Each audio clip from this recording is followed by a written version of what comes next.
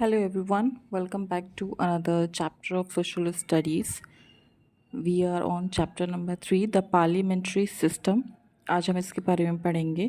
Again, the chapter is divided into two parts. दो part में कर दिया है ये chapter for your better understanding. So, let's see कि first part में हम क्या क्या डिस्कस करने वाले हैं. So, here is the content. Start from introduction, then proceed to Parliament, Lok Sabha and Rajya Sabha, procedure of election, Parliament in session, functions of Parliament, President, President powers, Prime Minister powers, and Council of Minister. So first part में हम little bit session लेंगे, introduction, Parliament, Lok Sabha, Parliament in session, functions of Parliament, and rest of the topics we will do in the part 2.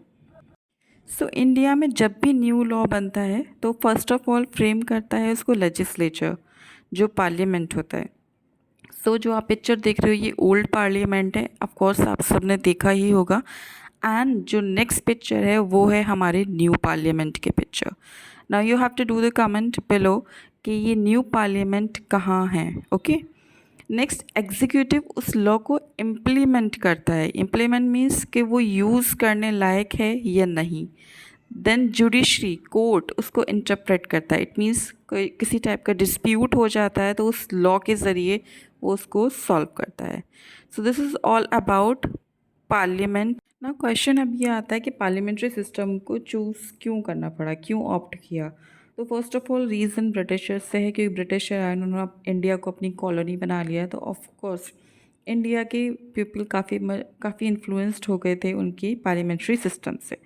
Second ये था, बहुत सारे religion हैं हमारे India में, बहुत सारे लिंग्विस्टिक ग्रुप्स हैं, तो इक्वल रिप्रेजेंटेशन देने के लिए उन्होंने एक कॉमन पार्लियामेंट्री सिस्टम बनाया है ताकि सब लोग अपने रिप्रेजेंटेटिव्स को इलेक्ट कर सकें.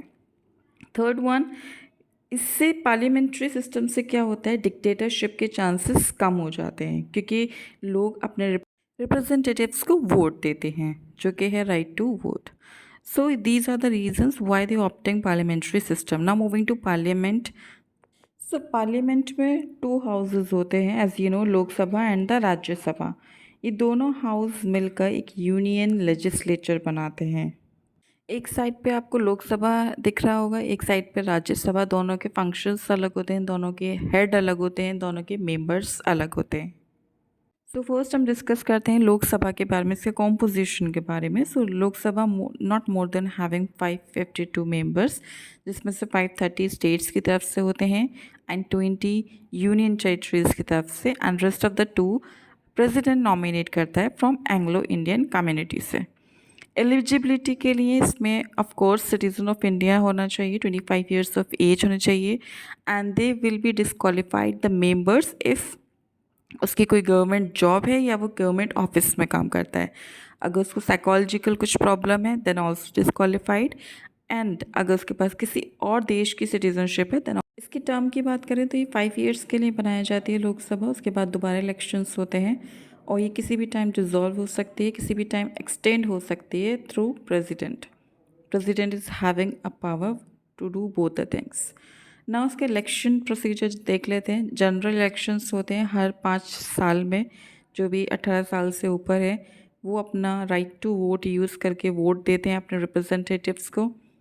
एक प्रॉपर प्रोसीजर होता है जिसमें सीक्रेट बैलेट होता है, ईवीएम होती है, ईवीएम के थ्रू अपना वोट कास्ट करते हैं.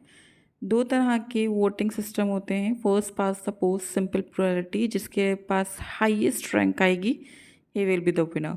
एंड मेजोरिटी वोटिंग सिस्टम में एक क्राइटेरिया सेट होता है जिसके more than half of the votes आते हैं then again he will be declare winner. इसमें जो हेड होते हैं वो स्पीकर कहलाते हैं.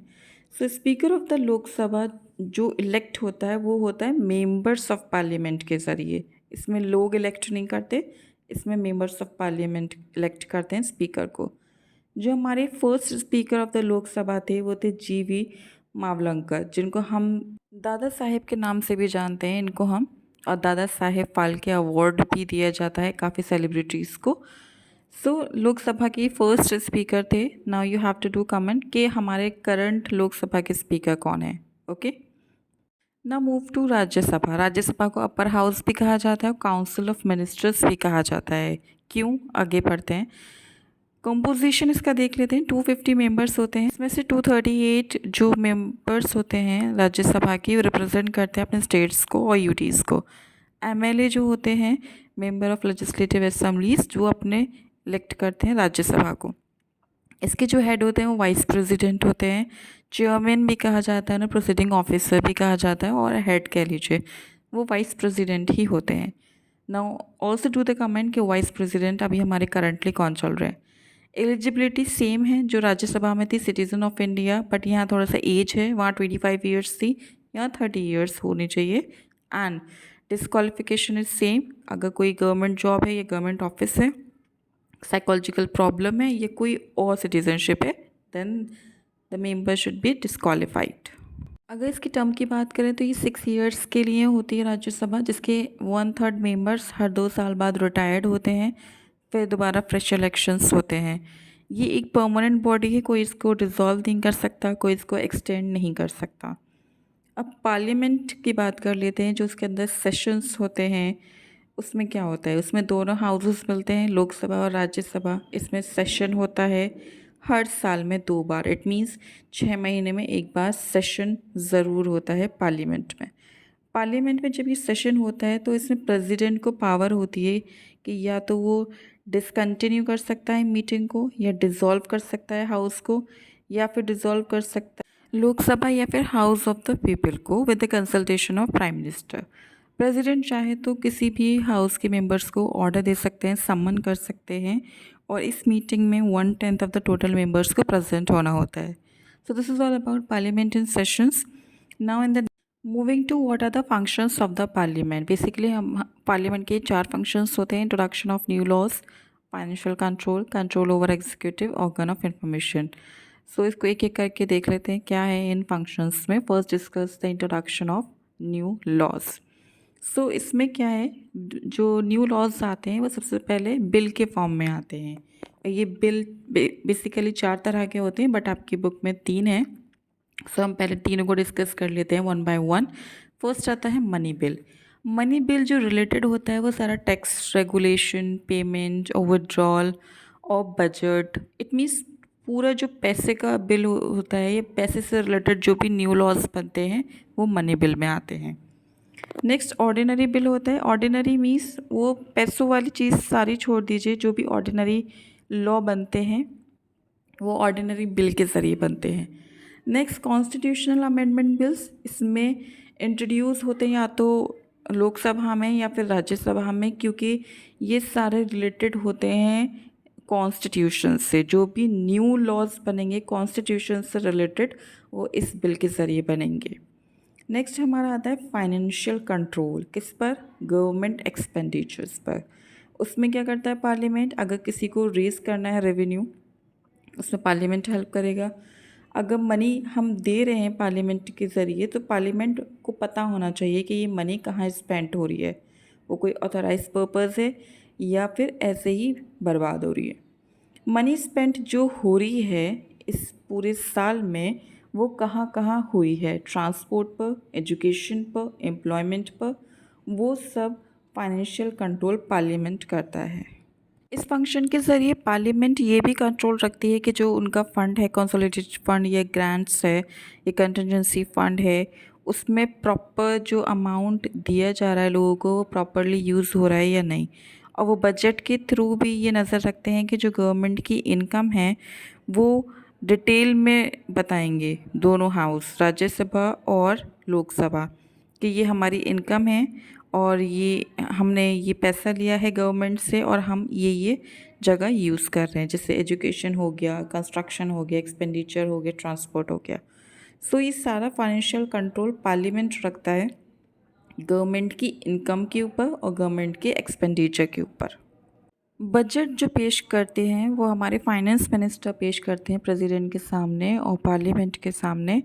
और ये जो फाइनेंस मिनिस्टर आजकल हमारी हैं वो निर्मला सीतारमन हैं, ये बजट पेश करती हैं at the end of the year. Move to the third function of parliament, that is control over the executive. Parliament का काम ये भी है कि वो मिनिस्टर्स के ऊपर नज़र रखे क्या वो अपना काम सही से कर रहे हैं या नहीं कर रहे। उसके लिए होता है क्वेश्चन आवर। क्वेश्चन आवर में इसमें मेंबर्स ऑफ पार्लियामेंट पूछते हैं क्वेश्चंस मिनिस्टर से कि क्या पॉलिसीज़ हैं आपकी, क्या प्रोग्राम्स है, कैसे आप अपने स्टेट्स को अच्छा कर रहे हैं, क्या आप इम्प्रूवमेंट कर रहे हैं अपने स्टेट्स के लिए। उसके जस्ट क्वेश्चन आर के बाद होता है एक ज़ीरो आर में जो मेंबर्स होते हैं वो अपने इश्यूज़ को बताते हैं कि पब्लिक का क्या इश्यूज़ है और वो कैसे सॉल्व कर रहे हैं।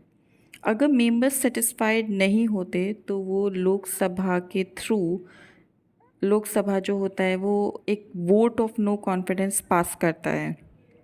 उसका मतलब ये होता है कि इनके पास इतनी कैपेबिलिटी नहीं है कि ये अपने स्टेट को चला सकें या कोई पॉलिसी रिफॉर्म कर सकें। सो इससे अच्छा है कि उनको पावर से हटा दिया जाए। That is vote of no confidence. So last function है हमारा organ of information. Parliament organ of information की तरह भी काम करता है क्योंकि उसके पास इंफॉर्मेशन होती है अपनी कंट्री को लेके, हर तरह की इंफॉर्मेशन होती है। अगर किसी मेंबर को कोई इंफॉर्मेशन चाहिए तो पार्लियामेंट उसको प्रोवाइड कराता है, जो कि इंफॉर्मेशन होती है बहुत ट्रथफुल होती है, बहुत प्रिसाइज होती है। और they can also call any information, और अगर कोई इन्फॉर्मेशन आई होती है पार्लियामेंट के पास तो उसको डिस्कस किया जाता है डिबेट्स के ज़रिए, क्वेश्चंस के ज़रिए। मिनिस्टर से क्वेश्चन पूछे जाते हैं, उस पर डिबेट होती है और उस इंफॉर्मेशन का रियल सेंस निकल के आता है कि अगर ये इन्फॉर्मेशन पार्लियामेंट के पास आई है तो क्यों आई है। So yes, this is all about the part 1. Thank you for listening patiently, and rest of the topics we will discuss in the next video. Thank you so much.